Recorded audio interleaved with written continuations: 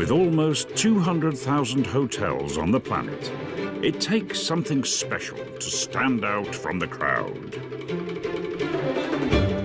Some hotels achieve a status that goes beyond 5 stars. Partner service. You have everything you could possibly want. And satisfy the world's most demanding guests. It's not uncommon for us to check in more than 2,000 people on a given day. This is where Clark Gable walked. This is where Marilyn Monroe walked. This is where stars of today walk. It is no surprise for a guest to spend anywhere between $70,000 and $90,000 on room service alone.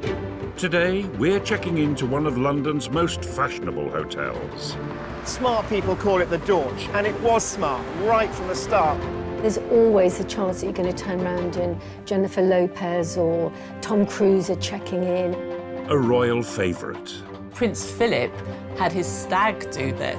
They actually smashed the light bulbs so they couldn't take any further photos of any shenanigans. With a racy past. Sex workers would come on their breaks and the staff of the kitchen would supply them with Bovril. To find out what it takes... And one of the managers came out and he said, there's a chap in the bar, we'd like him to leave. And at the end of the bar was sitting one of the grave brothers. To be one of the world's greatest hotels.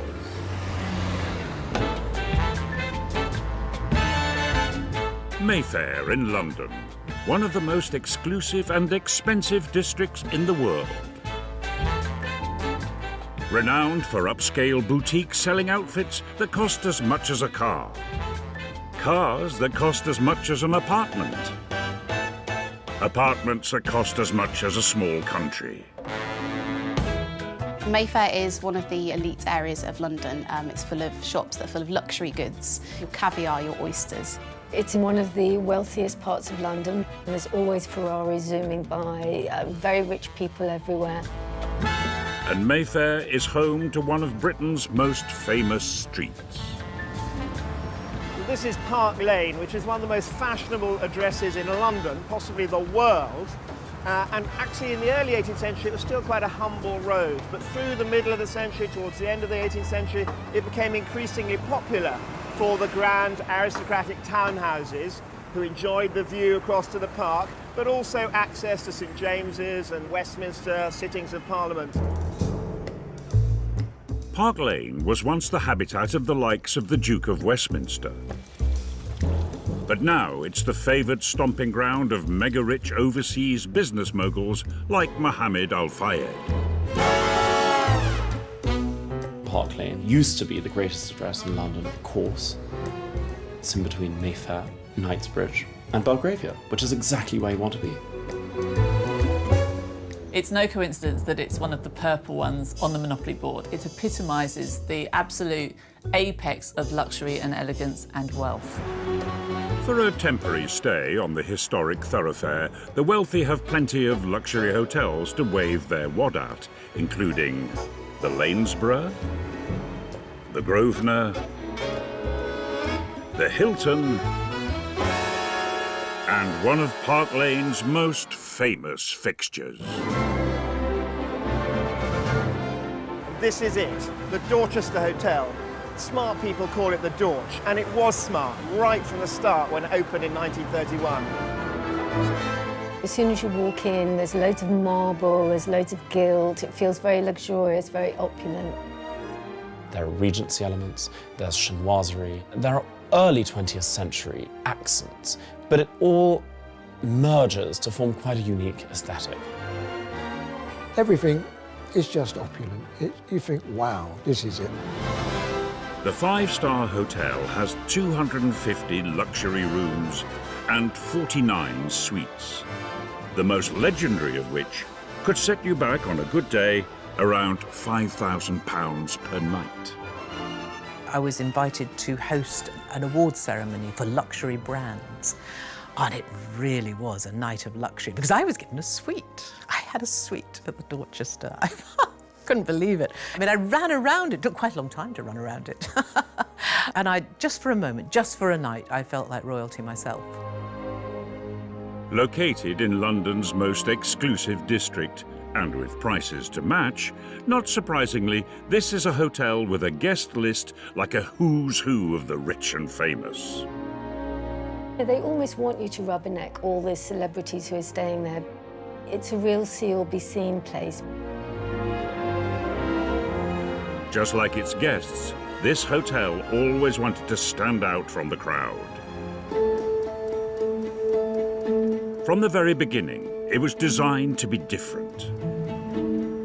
The Dorchester is like a great concrete ocean liner that has somehow stuck in dry dock on the edge of Park Lane. It's a kind of monumental building. It's a modern-looking building. The intention was to create one of the largest, most up-to-date and expansive hotels that could be built at the time. In this part of fashionable Mayfair, that was quite a step forward from the grand Edwardian hotels that still marked kind of high society taste at that time. The competition is rather kind of elderly looking and enervated by this point. The Savoy reeked of the Victorian age. The Ritz was also really a kind of a building that conjured the atmosphere of France in the late 1890s. But the Dorchester used modernity to attract people inside. The hotel design was the vision of hotelier Sir Francis Towell and construction magnate Sir Robert McAlpine. McAlpine was nicknamed Concrete Bob after using the new material to construct some of Britain's greatest engineering projects, from the Glenfinnan Viaduct to Wembley Stadium. And now he planned to build the world's first reinforced concrete hotel. The building of the Dorchester Hotel was a massive operation. An excavation of 40,000 tonnes of earth to provide a massive basement superstructure that both was the foundation for the building but also provided all those up-to-date technology and services that made this hotel so special and an advance on the great hotels of the pre-First War period. It was a very modern building. McAlpine said of it that if you'd seen it during construction, then you would have seen this giant steel bird cage. It's built almost on the skyscraper principle. It's a massive building of reinforced concrete. And there it is, the 1930 plan, which shows you the entrance hall just through the doors there. And from the entrance hall, you pass into these broad spaces, the inner hall and lounge, and the vast cruciform ballroom, one of the biggest ballrooms in London at the time in a fashionable hotel, and now the restaurants and bars clustered around it. It's a beautifully efficient design, one that made the very most of new technology. On April the 18th, 1931, the hotel opened its doors to the public. As soon as it opened, the Dorchester was a success.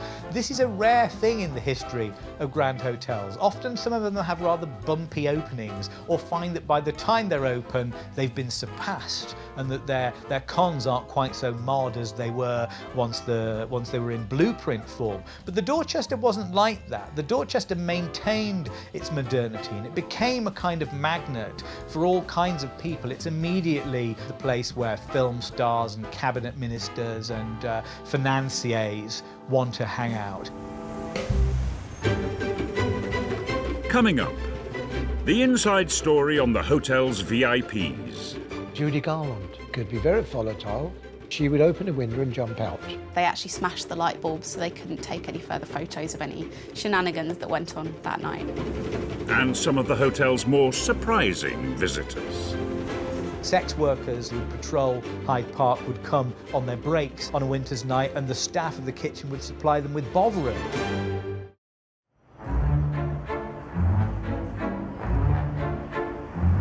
Amongst the luxury car dealerships and billionaire apartments of Park Lane stands one of London's most legendary and pioneering hotels. When someone says the Dorchester to me, the first thing that comes to mind is absolute indulgence and opulence. When it was opened in 1931, it was revolutionary in the hotel world.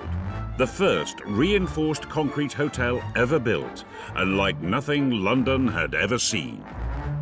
It was built by Sir Robert McAlpine, who really wanted to have one of the top luxury hotels in Europe. And although from the outside it's quite concrete and sort of square, inside it's full of that 30s Art Deco glamour. And right from day one, it has always enticed the wealthy and well-known. The first memory of my first day at the Dorchester was the opulence of the place. And in those days, it was nearly every corner suite at the Dorchester had a permanent guest in. We had Jack Cotton in 120, who was a property magnate. Sir John Ellerman in 620, who owned Ellerman Shipping Lines. Lord and Lady Rank were permanently there. They were in 607. You really feel that there's a buzz there. I mean, there's always a chance that you're going to turn around and Jennifer Lopez or Tom Cruise are checking in and you get to see them walking through the lobby. The aim of the hotel was to bring the nations of the world together. The founders of the hotel were part of an organisation called Come to Britain. It was designed to attract people there, and it worked. The clientele were plutocrats and they were aristocrats, but there was a bit more cultural mixing, perhaps, at the Dorchester than in some other places. As long as you could afford to pay the bill there were no problems about how well connected you were or what sort of person you were. Although it seems there have been some exceptions. When it's money orientated, you don't always get the people you'd like. And I can remember being out, as a doorman, being out there one evening, and one of the managers came out who always ready to pass the buck. And he said, oh, by the way, Ted, there's a chap in the bar, we'd like him to leave. Can you go and have a word? So I said, yeah, and I went, and at the end of the bar was sitting Charlie Cray, one of the Cray brothers. Oh dear, I thought, well, can't back off now. I walked up and stood in front of him and I said, good evening, Mr. Cray. He said, what do you want? Well, I said, sadly, Mr. Cray, the management would like you to leave. And I was ready to get a little bit of bother. So I stood back a bit, but no, he stared at me for a minute, got off the stool and walked out. And I breathed a big sigh of relief. It seems crime doesn't always pay, and even if it did, you'd need an awful lot of loot to stay at the Dorchester today.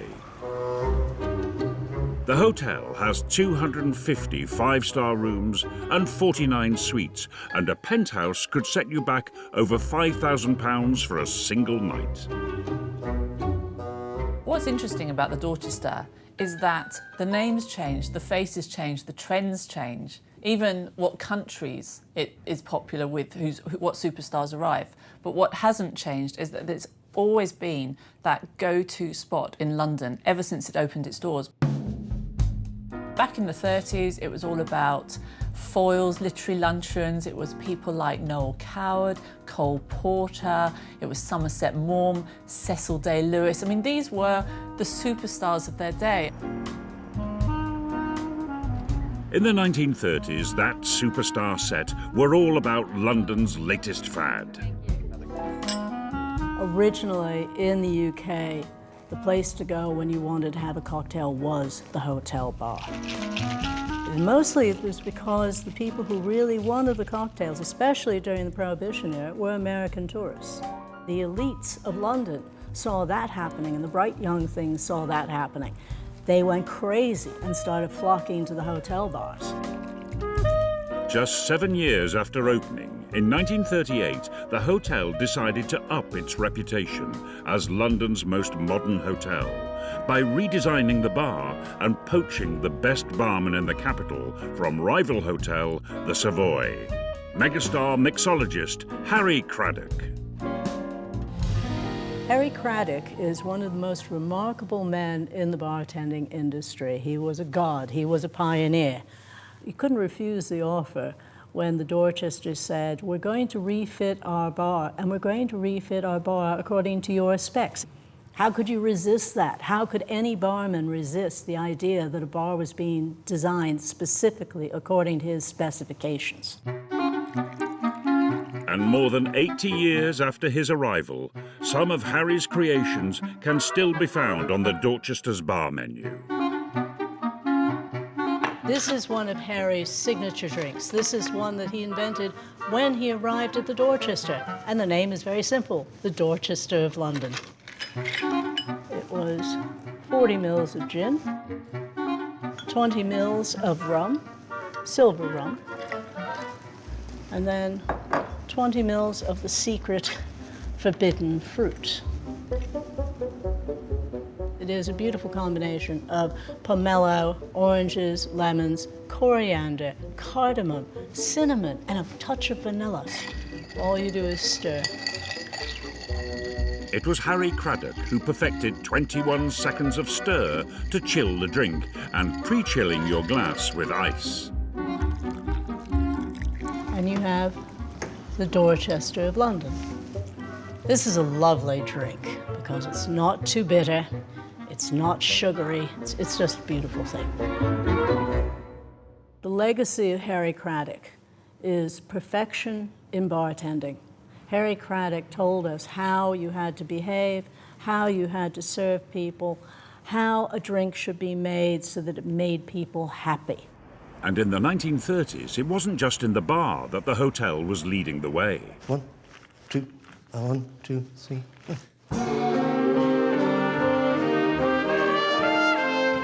The Dorch was the undisputed capital of the hottest, sexiest music of the era. Faint harmony echoing down the years to me. Dance band music was the first pop music. The Dorchester had the biggest, best, highest paid bands. Thank you, ladies and gentlemen. You have just heard Faint Harmony. Well, the sole purpose of dance band music was for people to let their hair down, socialise, and meet the man or woman of their dreams. In the 1930s, the Dorchester had its own chorus line, the Dorchester Girls, who, rather like the Tiller Girls or the Cochrane Girls, were women who performed in this space, and lots of them ended up marrying into the aristocracy. It was that kind of gig.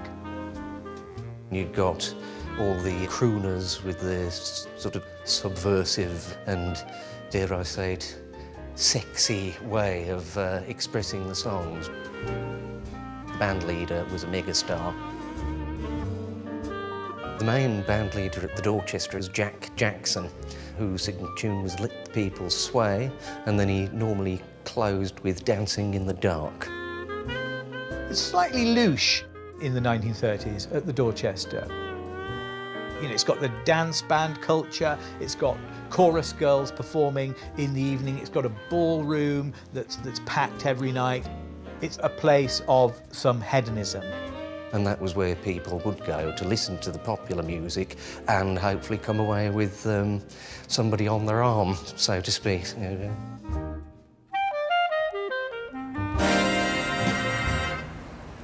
With arguably the best bar, barman, band and ballroom in London, the hotel was realising the dreams of its creators, Robert McAlpine and Francis Towell. The ambition in building this hotel was to create the perfect modern luxury venue and place to stay, both for fashionable people in Britain, but also visiting American tourists and film stars, minor royalty. They wanted it to really appeal to the smartest set they possibly could. And so it had to offer something more than the other hotels. This included what they advertised at the time, that it was the most silent and light hotel in London. And the silence was created by a completely up-to-date, pioneering soundproofing system that amazingly used seaweed and cork to mean that your rooms could be as private and quiet as possible. Alfred Hitchcock always said that the Dorchester was a perfect place to plan a murder. It's very well soundproofed, so nobody'd hear the screaming, and then you just have to wait till night time. You could bury all the bodies directly opposite in Hyde Park. In 1940, the hotel's soundproofing would be put to the test in a way much more deadly than even the master of suspense could imagine. During the Blitz, London was an extremely dangerous place to be. It was an inferno. During that early period of the Blitz, you couldn't even go down into the tubes. I mean, we think of the wartime period as being the one in which London took refuge on the underground. In the early months of the Blitz, that wasn't allowed. But because of its groundbreaking construction methods, the world's first reinforced concrete hotel found itself with a unique selling point. It's considered one of the safest places to be in the Second World War in London, and becomes the haven, the gilded refuge, if you like, for not just high society, but politicians and diplomats. At the Dorchester, you had a strong chance of survival, even if the hotel had been hit directly. It has this 3-foot thick raft of concrete sitting over the floor of the building. Like the world's most luxurious bomb shelter, the hotel became the place in London for the most important people in the world to defy the Nazis with a G&T in hand. It was actually where Winston Churchill spent a lot of time, and he built an extra wall there, made him feel even safer. Also, Eisenhower planned the Normandy invasion there. It was somewhere where people really felt safe, and things carried on like parties and balls, despite the fact of the austere times. It was filled with people who were plotting the future of the nation in those dark days. But life continued in some ways quite as normal in high society at the Dorchester. The band carried on playing, the restaurant kept on serving. The band became so relaxed about performing through the bombing that when they heard an incendiary drop, which always had a certain number of blasts to it, they broke off the song that they were playing and went into the Anvil chorus from Il Trovatore and let the Luftwaffe play every other note. And I think it was important that it became a sort of morale-boosting exercise, that if the Dorchester didn't fall, at least it was a bit like the Queen Mother saying she refused to leave London. I think it was a case of the band must play on, so the Dorchester's doors must stay open and the music will continue to waft from it. And it also has this kind of sexual economy going on around it. There was an air vent at the back of the Dorchester that was known as the hot plate, where sex workers who would patrol Hyde Park would come on their breaks, effectively lean against this warm space that would keep them cosy on a winter's night, and the staff of the kitchen would supply them with Bovril to keep them going.